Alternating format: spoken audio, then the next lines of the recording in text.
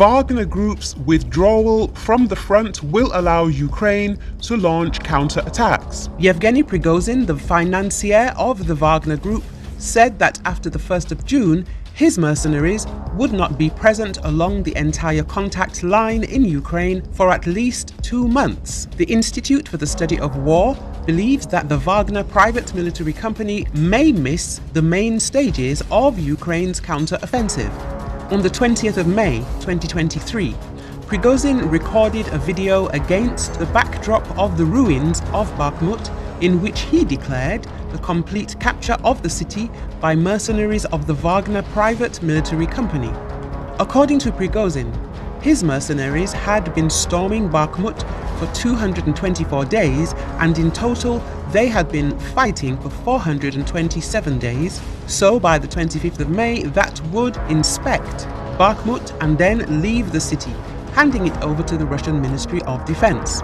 On the 21st of May, Prigozhin's press service shared his response to the Live 24 outlet regarding further assaults in the vicinity of Bakhmut. The Wagner did not advance or seize any territories. We have captured all the territories we promised to seize to the last square centimeter. That is why we are not going to Kormov and we are not going to Ivanivsky.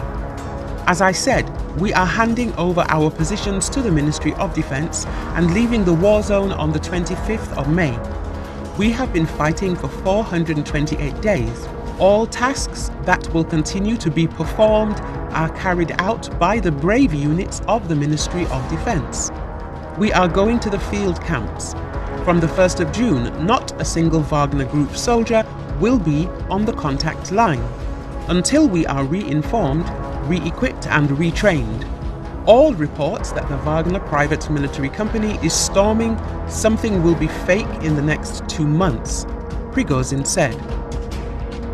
The Ukrainian army brings the end of Russian T-90 tanks. Since the beginning of the Russian invasion, the Ukrainian military has destroyed 3,734 tanks of the Russian army.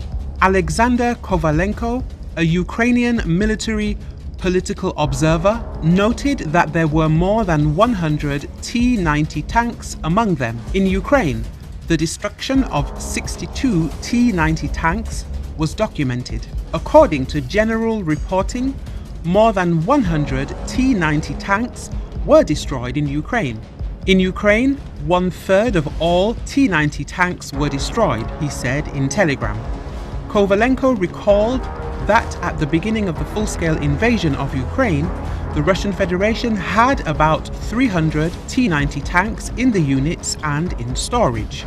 Those T-90M Prorив tanks that are now rolling off the assembly line are mostly modernized, removed from storage. At this rate, Russia will soon not have a T-90 at all, the expert summed up.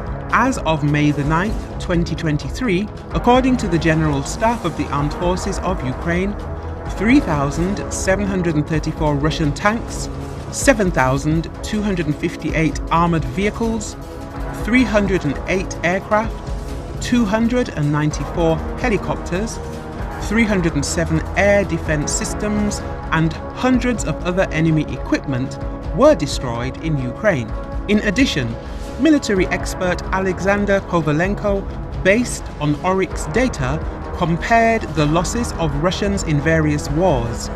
Thus, in Ukraine, the invaders lost 1,937 tanks in Georgia, 3 in the First Chechen War, 192, and in the Second Chechen War, 23.